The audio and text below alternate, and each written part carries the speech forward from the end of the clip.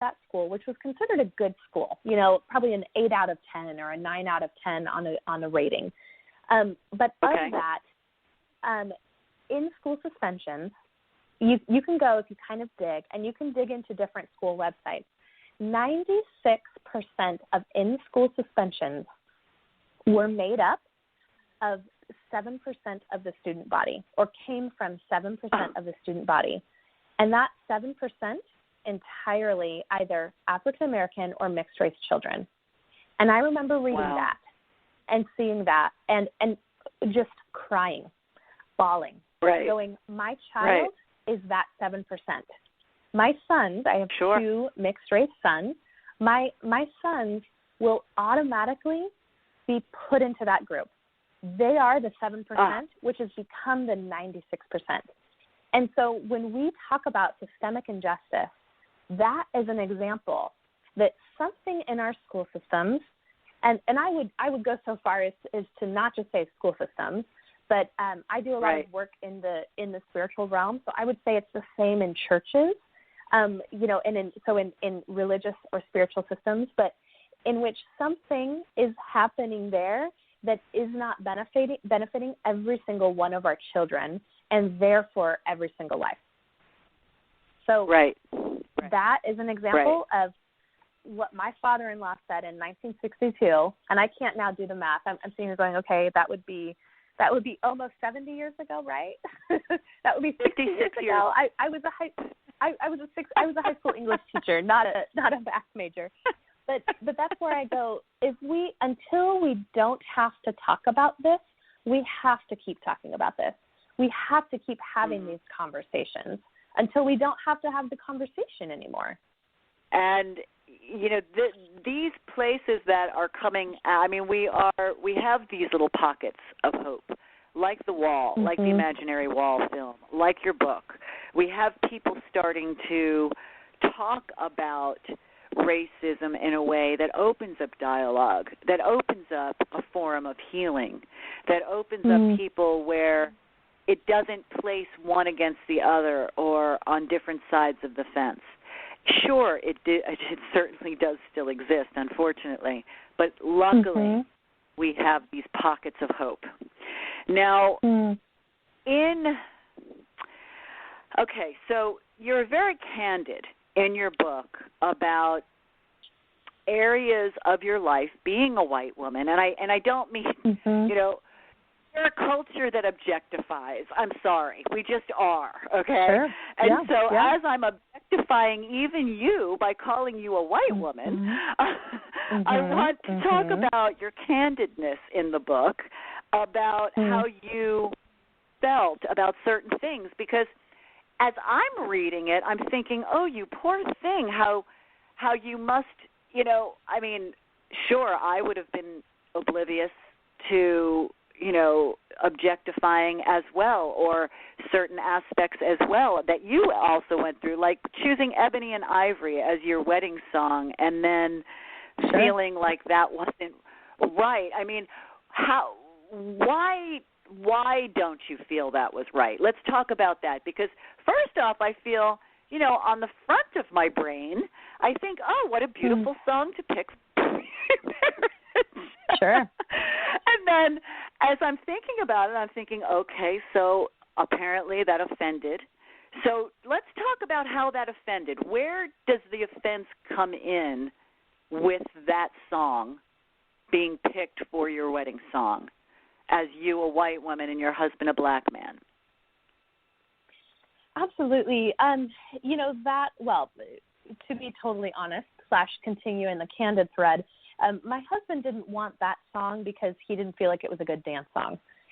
Okay. So that was kind of James's thing. I mean, we try to have family dance parties every single night. But part of my with our family, it's our favorite. But part of it for me, a big part of my journey, and I would say this is a big part of our journey, especially for those of us who are just stepping into conversations of race, no matter how we identify racially or ethnically or culturally. But I continue to just see things from the outside. And so there are several instances in the book in which I'm just seeing the outer layer. I'm just seeing the icing on the cake. And I'm thinking in seeing that somehow that seeing is solving the problems of the world. I'm thinking that by James and I being an interracial couple, that somehow that'll just break down walls of injustice, that our love, because of what we look like on the outside, will somehow magically help people heal.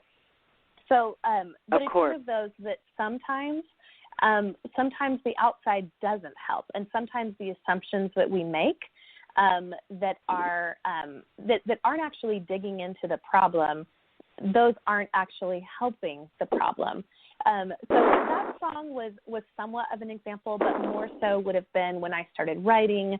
And I, with all good intentions, because I was kind of the queen of good and moral intentions, I thought, I'll name my husband. I'll give him an online moniker called the HBH, Hot Black Husband. Right. That would be even more an example of objectification.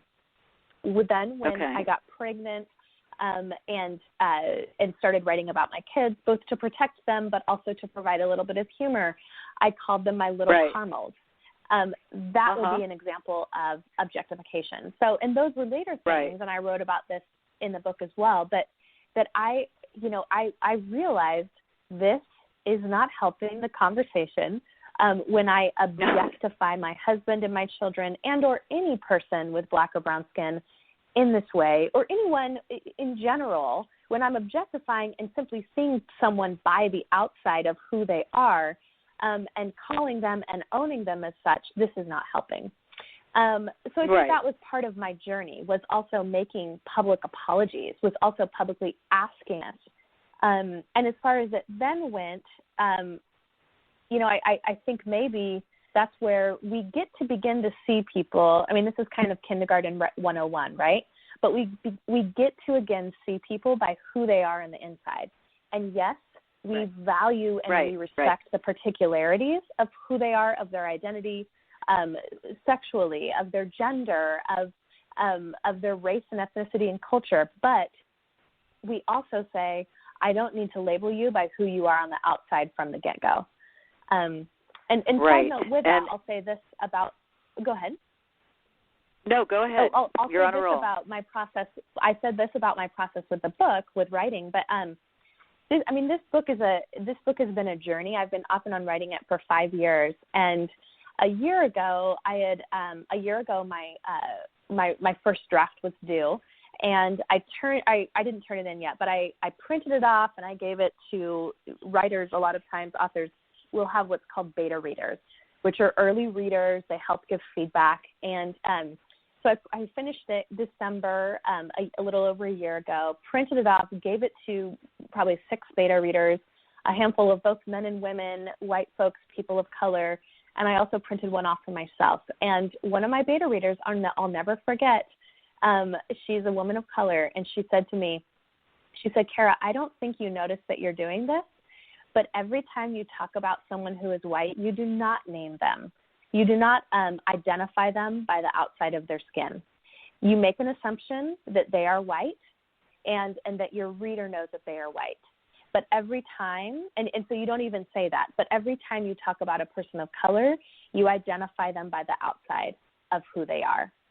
So, and she said, you can't do that. And you have to learn how to tell the story and to honor every individual. So, by not objectifying them in that way, and also by not permeating what we would say, by not permeating whiteness, so to speak, because otherwise I was making an assumption of what's normal and of who's normal. So a lot of my rewrite included not necessarily saying or naming who people were by the outside of their skin, at least not initially. That was maybe something that came later if it was necessary, but it wasn't always usually necessary. You know, it's interesting because as I was reading your book and as I'm talking to you now, it hits me many times that so much of this could have easily been curtailed had we been raised with the proper respect and kindness for one another.